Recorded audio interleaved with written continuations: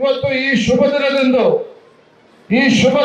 ಇವತ್ತು ತಿಂತನೆ ಬ್ರಿಡ್ಜ್ ನ ಸಮೀಪದಲ್ಲಿರ್ತಕ್ಕಂಥ ಈ ಪವಿತ್ರ ಕ್ಷೇತ್ರಕ್ಕೆ ಇವತ್ತು ಬಂದು ಎಲ್ಲ ಪರಮ ಪೂಜ್ಯರ ಒಂದು ದಿವ್ಯ ಸಾನ್ನಿಧ್ಯದಲ್ಲಿ ನನ್ನ ಕೈಲಿ ಇವತ್ತು ಈ ಕಾರ್ಯಕ್ರಮ ಉದ್ಘಾಟನೆ ಆಗಿರ್ತಕ್ಕಂಥದ್ದು ನನ್ನ ಪೂರ್ವ ಜನ್ಮದ ಪುಣ್ಯ ಅಂತ ಹೇಳಿ ನಾನಂತೂ ಭಾವಿಸುತ್ತೇನೆ. ಆತ್ಮೀಯ ಬಂಧುಗಳೇ, ಸ್ವಾಮಿ ವಿವೇಕಾನಂದರ ಒಂದು ಜನ್ಮದಿನ ಇವತ್ತು ರಾಷ್ಟ್ರೀಯ ಯುವ ದಿನ ಅಂತ ಹೇಳಿ ನಾವೆಲ್ಲರೂ ಕೂಡ ಇವತ್ತು ಅರ್ಥಪೂರ್ಣ ನಾವೆಲ್ಲರೂ ಕೂಡ ಆಚರಣೆ ಮಾಡ್ತಾ ಇದ್ದೇವೆ. ಇವತ್ತು ಯುವಕರು ಅಂತ ಹೇಳಿದ್ರೆ ರಾಷ್ಟ್ರದ ಸಂಪತ್ತು. ಯುವಕರು ಇವತ್ತು ಭಾರತ ಅಂತ ಹೇಳಿದ್ರೆ ಅತಿ ಹೆಚ್ಚು ಯುವಕರು ಇರ್ತಕ್ಕಂಥ ದೇಶ ಇವತ್ತು ಜಗತ್ತಲ್ಲಿ ಯಾವ್ದಾರು ಇದ್ರೆ ನಮ್ಮ ಹೆಮ್ಮೆಯ ಭಾರತ. ಹಾಗಾಗಿ ನಮ್ಮ ದೇಶದ ನೆಚ್ಚಿನ ಪ್ರಧಾನಮಂತ್ರಿ ನರೇಂದ್ರ ಮೋದಿಜಿಯವರು ಭಾರತವನ್ನ ಇವತ್ತು 2047ನೇ ಇಸ್ವಿಗೆ ಒಂದು ಅಭಿವೃದ್ಧಿ ಹೊಂದಿರತಕ್ಕಂಥ ದೇಶವಾಗಿ ಪರಿವರ್ತನೆ ಮಾಡಬೇಕು ಅಂತ ಹೇಳಿ ಇವತ್ತು ನಮ್ಮ ಹೆಮ್ಮೆಯ ಪ್ರಧಾನಮಂತ್ರಿಗಳು ಇವತ್ತು ಹಗಲು ರಾತ್ರಿ ಶ್ರಮವನ್ನು ಹಾಕ್ತಾ ಇದ್ದಾರೆ. ತಮಗೆ ಗೊತ್ತಿರಲಿ, ಬಹುಶಃ ಜಗತ್ತಿನಲ್ಲಿ ಈ ಭೂಮಿಯ ಮೇಲೆ ಯಾವುದೇ ಒಬ್ಬ ಪ್ರಧಾನಮಂತ್ರಿ ಒಂದು ದಿನನೂ ಕೂಡ ವಿಶ್ರಾಂತಿಯನ್ನ ತೆಗೆದುಕೊಳ್ಳದೇನೆ ತನ್ನ ದೇಶವನ್ನ ಮುನ್ನಡೆಸ್ತಾ ಇರ್ತಕ್ಕಂಥ ಪ್ರಧಾನಮಂತ್ರಿ ಭೂಮಿಯ ಮೇಲೆ ಯಾರು ಇದ್ರೆ ನಮ್ಮ ಹೆಮ್ಮೆಯ ಪ್ರಧಾನಮಂತ್ರಿ ನರೇಂದ್ರ ಮೋದಿಜಿ ಅವರು ಅಂತ ಹೇಳಿ ಬಹಳ ಹೆಮ್ಮೆಯ ಸಂದರ್ಭದಲ್ಲಿ ಹೇಳೋದಕ್ಕೆ ಇಚ್ಛಪಡ್ತೇನೆ. ಇವತ್ತು ರಾಷ್ಟ್ರೀಯ ಯುವ ದಿನ ಆಗಿರ್ತಕ್ಕಂಥ ಶುಭ ಸಂದರ್ಭದಲ್ಲಿ ಇವತ್ತು ನಾವು ಒಂದು ಮಾತನ್ನು ಹೇಳೋದಕ್ಕೆ ಇಚ್ಛಪಡ್ತೇನೆ. ಇವತ್ತು ನಾವು ಒಳ್ಳೆಯ ಬೆಳೆಯೋದಕ್ಕೆ ಒಳ್ಳೆ ಬೀಜವನ್ನು ನಾವು ಬಿತ್ತನೆಯನ್ನು ಮಾಡಬೇಕು. ಒಳ್ಳೆ ಬೆಳೆ ನಾವು ಕಾಣಬೇಕು ಅಂತ ಹೇಳಿದ್ರೆ ಒಳ್ಳೆಯ ಬೀಜವನ್ನು ನಾವು ಬಿತ್ತನೆ ಮಾಡಬೇಕಾಗ್ತದೆ. ಒಳ್ಳೆ ಬೀಜವನ್ನು ಬಿತ್ತನೆ ಮಾಡಿ ಅದಕ್ಕೆ ಸರಿಯಾದಂತ ನೀರು ಹಾಯಿಸಿ ಗೊಬ್ಬರವನ್ನು ಹಾಯಿಸಿದಾಗ ಮಾತ್ರ ಉತ್ತಮ ಬೆಳೆಯನ್ನು ನಾವು ನೋಡೋದಕ್ಕೆ ಸಾಧ್ಯ ಆಗ್ತದೆ. ಅದೇ ರೀತಿ ನಮ್ಮ ಯುವ ಜನತೆ ಇವತ್ತೇನಿದೆ, ಯುವ ಜನತೆಯಲ್ಲಿ ಇವತ್ತು ಒಂದು ಸತ್ವಪೂರ್ಣ ಜೀವನವನ್ನು ನಡೆಸೋದಕ್ಕೆ ಒಂದು ಒಳ್ಳೆ ಸಂಸ್ಕಾರವನ್ನ ಯುವ ಜನತೆಯಲ್ಲಿ ಇದ್ದಾಗ ಮಾತ್ರ ಇವತ್ತು ನಮ್ಮ ಯುವಕರು ಉಜ್ವಲ ಭವಿಷ್ಯವನ್ನು ಕಾಣೋದಕ್ಕೆ ಸಾಧ್ಯ ಆಗ್ತದೆ. ಹಾಗಾಗಿ ಇವತ್ತು ವೇದಿಕೆ ಮೇಲೆ ಹರಗುರು ಚರಮೂರ್ತಿಗಳಲ್ಲಿ ಇವತ್ತು ವೇದಿಕೆ ಮುಂದೆ ಆಸರಾಗಿರ್ತಕ್ಕಂಥ ಯುವಕರನ್ನು ಮನವಿ ಮಾಡ್ತಕ್ಕಂಥದ್ದು ಇಷ್ಟೇನೆ. ಇವತ್ತು ನಮ್ಮ ದೇಶದ ಸಂಪತ್ತು ಅಂತ ಹೇಳಿದ್ರೆ ಯುವಕರು ಅಂತ ನಾವೇನು ಮಾತನಾಡ್ತಾ ಇದ್ದೇವೆ. ನಮ್ಮ ಯುವಕರು ಇವತ್ತು ಉತ್ತಮ ಶಿಕ್ಷಣದ ಜೊತೆಗೆ ಉತ್ತಮ ಸಂಸ್ಕಾರದ ಜೊತೆಗೆ ನಾವು ಮುಂದೆ ಸಾಗಬೇಕಾಗಿದೆ.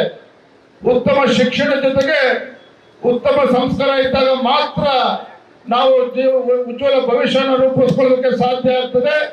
ಸಮಾಜದಲ್ಲಿ ನಾವು ಒಂದು ನೆಮ್ಮದಿಯಿಂದ ನಾವು ಕೂಡ ಬಾಳಿ ಬದುಕೋದಕ್ಕೆ ಸಾಧ್ಯ ಆಗ್ತದೆ.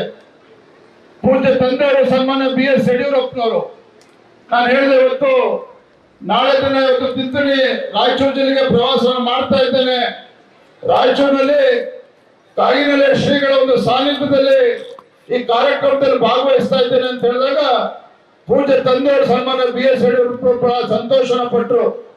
ಕಾರಣ ಅಂತ ಹೇಳಿದ್ರೆ ಸನ್ಮಾನ್ಯ BS ಯಡಿಯೂರಪ್ಪನವರು ಪೂಜ್ಯ ತಂದೆಯವರು ಇವತ್ತು ರಾಜ್ಯದಲ್ಲಿ ಅನೇಕ ವರ್ಷಗಳ ಸುದೀರ್ಘ ಹೋರಾಟ ಒಂದು ಕಡೆ, ಆದ್ರೆ ವೇದಿಕೆಯಲ್ಲಿರ್ತಕ್ಕಂಥ ಎಲ್ಲ ಪರಮ ಪೂಜ್ಯರ ಒಂದು ಆಶೀರ್ವಾದದಿಂದ ರಾಜ್ಯದಲ್ಲಿ ಮುಖ್ಯಮಂತ್ರಿ ಆದಂತಹ ಸಂದರ್ಭದಲ್ಲಿ ಸರ್ವರಿಗೂ ಸಮಪಾಲು ಸಾಮಾಜಿಕ ನ್ಯಾಯ ಅಂತ ಹೇಳಿ ಯಡಿಯೂರಪ್ಪರು ಇವತ್ತು ಉತ್ತಮ ಆಡಳಿತ ನೀಡೋದಕ್ಕೆ ಸಾಧ್ಯ ಆಗಿದೆ ಅಂತ ಹೇಳಿದ್ರೆ ನಮ್ಮ ಕನಕ ಶ್ರೀಗಳ ಒಂದು ಮಾರ್ಗದರ್ಶನ ಕೂಡ ಅಷ್ಟೇ ಪ್ರಮುಖ ಪಾತ್ರವನ್ನು ವಹಿಸಿದೆ ಅಂತಕ್ಕಂಥದ್ದನ್ನ ಬಹಳ ಹೆಮ್ಮೆಯಿಂದ ಸಂದರ್ಭದಲ್ಲಿ ಹೇಳಕ್ಕೆ ಇಚ್ಛಪಡ್ತೇನೆ. ಅಷ್ಟೇ ಅಲ್ಲ, ಸನ್ಮಾನ್ಯ ಯಡಿಯೂರಪ್ಪನವರು 9 ಬಾರಿ ಶಿಕಾರಿಪುರ ವಿಧಾನಸಭಾ ಕ್ಷೇತ್ರದಿಂದ ಶಾಸಕರಾಗಿ ಇವತ್ತು ರಾಜ್ಯದಲ್ಲಿ ವಿರೋಧ ಪಕ್ಷದ ನಾಯಕರಾಗಿ ಉಪಮುಖ್ಯಮಂತ್ರಿಯಾಗಿ ಮುಖ್ಯಮಂತ್ರಿಯಾಗಿ ಇವತ್ತು ರಾಜ್ಯದಲ್ಲಿ ದೇಶದಲ್ಲಿ ಅವ್ರನ್ನ ಗುರುತಿಸತಕ್ಕಂಥ ಕೆಲಸ ಆಗ್ತಾ ಇದೆ ಅಂತ ಹೇಳಿದ್ರೆ ನಮ್ಮ ಶಿಕಾರಿಪುರ ವಿಧಾನಸಭಾ ಕ್ಷೇತ್ರದ ಇತರ ಸಮಾಜದ ಜೊತೆಗೆ ನಮ್ಮ ಹಾಲು ಮತಸ್ಥ ಸಮಾಜದ ಇವತ್ತು ದೊಡ್ಡ ಶಕ್ತಿಯಾಗಿ ಇವತ್ತು ಯಡಿಯೂರಪ್ಪರ ಜೊತೆ ನಿಂತಾಗ ಇವತ್ತು ಯಡಿಯೂರಪ್ಪನಷ್ಟು ಎತ್ತರಕ್ಕೆ ಬೆಳೆದಕ್ಕೆ ಸಾಧ್ಯ ಆಗಿದೆ ಅನ್ನೋದನ್ನ ಈ ಸಂದರ್ಭದಲ್ಲಿ ನಾನು ಬಹಳ ಹೆಮ್ಮೆಯಿಂದ ಹೇಳೋದಕ್ಕೆ ಇಷ್ಟಪಡ್ತೇನೆ. ನಾನು ಕೂಡ ಯಾವತ್ತೂ ಕೂಡ ರಾಜಕಾರಣಕ್ಕೆ ಬರಬೇಕು ಅಂತ ಅನ್ಕೊಂಡಿರಲಿಲ್ಲ. ಆದ್ರೆ ಅನಿರೀಕ್ಷಿತವಾಗಿ ಇವತ್ತು ರಾಜಕಾರಣಕ್ಕೆ ಬಂದಂತ ಸಂದರ್ಭದಲ್ಲಿ ನಾನು ಕೂಡ ಶಿಕಾರಿಪುರದಿಂದ ಶಾಸಕನಾಗಿದ್ದೇನೆ ಅಂತ ಹೇಳಿದ್ರೆ ನಮ್ಮ ಹಾಲು ಮತಸ್ಥ ಸಮಾಜ ಇವತ್ತು ಬೆನ್ನೆಲುಬಾಗಿ ನಿಂತಿರ್ತಕ್ಕಂಥ ಕಾರಣದಿಂದ ನಾನು ಕೂಡ ಇವತ್ತು ಪ್ರಥಮ ಬಾರಿ ಇವತ್ತು ಶಾಸಕನಾಗಿ ಆಯ್ಕೆಯಾಗಿರ್ತಕ್ಕಂಥದ್ದು. ಸನ್ಮಾನ್ಯ ಯಡಿಯೂರಪ್ಪನವರು ಮುಖ್ಯಮಂತ್ರಿ ಇದ್ದಾಗ ಆಗ ಹೇಳಿದಾಗ ಇವತ್ತು ಸರ್ವರಿಗೂ ಸಮಪಾಲು ಸಮಬಾಳು ಸಾಮಾಜಿಕ ನ್ಯಾಯ ಅಂತ ಹೇಳಿ ಉತ್ತಮ ಆಡಳಿತ ಸನ್ಮಾನ್ಯ ಯಡಿಯೂರಪ್ಪನವರು ಕೊಟ್ಟಿದ್ದಾರೆ. ವಿಶೇಷವಾಗಿ ಸಂದರ್ಭದಲ್ಲಿ ನಾನು ಸ್ಮರಿಸಿಕೊಳ್ಬೇಕಾಗಿರ್ತಕ್ಕಂಥದ್ದು, ಯಡಿಯೂರಪ್ಪನವರು ಮುಖ್ಯಮಂತ್ರಿ ಇದ್ದಾಗ ಹಾವೇರಿ ಜಿಲ್ಲೆಯಲ್ಲಿ ಇವತ್ತು ಕಾಗಿನಹಳ್ಳಿಯಲ್ಲಿ ಇವತ್ತೊಂದು ಸಮಗ್ರ ಅಭಿವೃದ್ಧಿಯ ದೃಷ್ಟಿಯಿಂದ ಕಾಗಿನಹಳ್ಳಿಗೆ ಇವತ್ತು 10 ಕೋಟಿ ಅನುದಾನ ಕೊಟ್ಟಿರ್ತಕ್ಕಂಥ ನಿಮಗೆಲ್ಲ ಗೊತ್ತಿರ್ತಕ್ಕಂಥ ವಿಚಾರ. ಇವತ್ತು ಕಾಗಿನಹಳ್ಳಿ ಅಭಿವೃದ್ಧಿಗೆ ಸುಮಾರು 60 ಕೋಟಿಗೂ ಹೆಚ್ಚು ಅನುದಾನ ಕೊಟ್ಟಿರ್ತಕ್ಕಂಥ ಯಡಿಯೂರಪ್ಪನವರು ಕನಕದಾಸರ ಹುಟ್ಟೂರಾಗಿರ್ತಕ್ಕಂಥ ಹಾವೇರಿ ಜಿಲ್ಲೆಯ ಬಾಡ ಗ್ರಾಮದ ಒಂದು ಸಮಗ್ರ ಅಭಿವೃದ್ಧಿಗೂ ಕೂಡ ಸನ್ಮಾನ್ಯ ಯಡಿಯೂರಪ್ಪರು 10 ಕೋಟಿ ಕೊಟ್ಟಿರ್ತಕ್ಕಂಥದ್ದನ್ನ ಸಂದರ್ಭ ನೆನಪು ಮಾಡ್ಕೊಳ್ಳೋದಕ್ಕೆ ಇಚ್ಛೆ ಪಡ್ತೇನೆ. ಅಷ್ಟೇ ಅಲ್ಲ, ಇಡೀ ರಾಜ್ಯದಲ್ಲಿ ಇವತ್ತು ಕನಕ ಜಯಂತಿಯನ್ನು ನಾವು ಬಹಳ ವಿಜೃಂಭಣೆಯಿಂದ ಆಚರಣೆ ಮಾಡ್ತೇವೆ.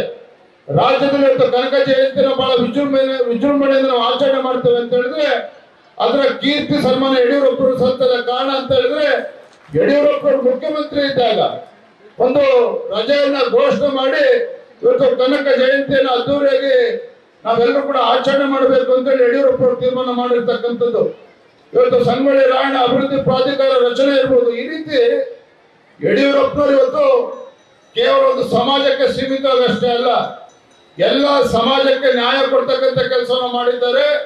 ಅದರ ಜೊತೆಗೆ ನಮ್ಮ ಹಾಲು ಮತಸ್ಥ ಸಮಾಜ ಒಂದು ಸ್ವಾಭಿಮಾನದ ಸಂಕೇತ ಆಗಿರ್ತಕ್ಕಂಥ ಹಾಲು ಮತ ಸಮಾಜಕ್ಕೂ ಕೂಡ ಇವತ್ತು ಶಕ್ತಿ ತುಂಬತಕ್ಕಂಥ ಕೆಲಸ ಯಡಿಯೂರಪ್ಪರು ಮಾಡಿದ್ದಾರೆ ಅನ್ನೋ ಮಾತನ್ನ ಈ ಸಂದರ್ಭದಲ್ಲಿ ನೆನಪು ಮಾಡಿಕೊಳ್ತಾ, ನಮ್ಮ ಹಾಲು ಮತ ಸಮಾಜ ಇವತ್ತು ಎಲ್ಲಾ ಕ್ಷೇತ್ರಗಳಲ್ಲೂ ಕೂಡ, ರಾಜಕೀಯ ಕ್ಷೇತ್ರ ಇರ್ಬೋದು, ಸಾಂಸ್ಕೃತಿಕ ಕ್ಷೇತ್ರ ಇರ್ಬೋದು, ಸಾಹಿತ್ಯ ಕ್ಷೇತ್ರ ಇರ್ಬೋದು, ಎಲ್ಲಾ ಕ್ಷೇತ್ರದಲ್ಲೂ ಕೂಡ ತಮ್ಮದೇ ಆದಂತ ಕೊಡುಗೆಯನ್ನು ಕೊಟ್ಟಿರ್ತಕ್ಕಂಥ ನಮ್ಮ ಹಾಲು ಮತ ಸಮಾಜ, ನಾನು ಪ್ರಾಮಾಣಿಕ ಒಂದು ಮಾತನ್ನು ಹೇಳ್ತೇನೆ, ಇವತ್ತು ಸಮಾಜದ ಏನೇ ಸಮಸ್ಯೆಗಳು ಬಂದಂತ ಸಂದರ್ಭದಲ್ಲಿ, ಸಮಾಜಗಳ ಏನೇ ಬೇಡಿಕೆಗಳಿದ್ದಾಗ ನಾನಾಗಿರ್ಬೋದು, ನಮ್ಮ ಕೇಂದ್ರದ ಸಚಿವರಾಗಿರ್ತಕ್ಕಂಥ ಪ್ರಹ್ಲಾದ್ ಜೋಶಿಜಿ ಅವರು ಇರ್ಬೋದು, ನಾವೆಲ್ಲರೂ ಸಹ ನಿಮ್ಮ ಸಮಾಜದ ಪರವಾಗಿ ಒಂದು ಧ್ವನಿಯಾಗಿ ನಾವು ನಿಮ್ಮ ಜೊತೆಲಿ ಇರ್ತೇವೆ ಅನ್ನೋ ಮಾತನ್ನ ಈ ಸಂದರ್ಭದಲ್ಲಿ ಹೇಳ್ತಾ, ತಮ್ಮೆಲ್ಲರೂ ಕೂಡ ಶುಭವಾಗಲಿ ಅಂತ ಹೇಳ್ತಾ, ನನಗೆ ಇವತ್ತು ಅವಕಾಶ ಮಾಡಿಕೊಟ್ಟಿರ್ತಕ್ಕಂಥ ಎಲ್ಲ ಪರಮ ಪೂಜ್ಯರಿಗೆ, ಸಮಾಜದ ಎಲ್ಲ ಹಿರಿಯ ಮುಖಂಡರಿಗೆ ವಂದಿಸಿ ನನ್ನ ಮಾತನ್ನು ಮುಗಿಸ್ತಾ ಇದ್ದೇನೆ. ಎಲ್ರಿಗೂ ನಮಸ್ಕಾರ. ಸಂಸ್ಕೃತಿ ವೈಭವ 2 ಗಂಟೆಗೆ ನಮ್ಮ ಹೆಲಿಕಾಪ್ಟರ್ ಟೇಕ್ ಆಫ್ ಆಗ್ಬೇಕಾಗಿತ್ತು. ಆದ್ರೂ ಸಹ ನಾನು ಇಷ್ಟು ದೂರ ಬಂದಂತ ಸಂದರ್ಭ ತಮ್ಮೆಲ್ಲರೂ ಕೂಡ ನೋಡ್ಬೇಕು, ಮಾತನಾಡದೆ ಹಾಗೆ ಹೋಗ್ಬಾರ್ದು ಅಂತ ಹೇಳಿ ನಾನು ಇವತ್ತು ಬಂದಿದ್ದೇನೆ. ಮತ್ತೊಮ್ಮೆ ಬಂದಂತ ಸಂದರ್ಭದಲ್ಲಿ ಈ ಭಾಗದಲ್ಲೆಲ್ಲ ಓಡಾಡಿ ನಮ್ಮೆಲ್ಲರೂ ಆಶೀರ್ವಾದ ಪಡಿತಕ್ಕಂಥ ಪ್ರಯತ್ನ ಕೆಲಸವನ್ನ ಮಾಡ್ತೇನೆ ಅಂತ ಹೇಳ್ತಾ, ನಾವ್ಯಾರು ಕೂಡ ಅನ್ಯತಾ ಭಾವಿಸಬಾರ್ದು. ಒಂದು 2-3 ನಿಮಿಷದಲ್ಲಿ ನಾನು ವೇದಿಕೆಯಿಂದ ನಿರ್ಗಮಿಸ್ತೇನೆ ಅಂತ ಹೇಳ್ತಾ, ಪರಮ ಪೂಜ್ಯರ ಒಂದು ಆಶೀರ್ವಾದನ ಬೇಡ್ತಾ ನನ್ನ ಮಾತನ್ನು ಮುಗಿಸ್ತಾ ಇದ್ದೇನೆ. ವಂದನೆಗಳು. ನ್ಯೂಸ್ ಫಸ್ಟ್, ನಿರ್ಭೀತಿಯಿಂದ ನಿಮ್ಮ ಪರವಾಗಿ.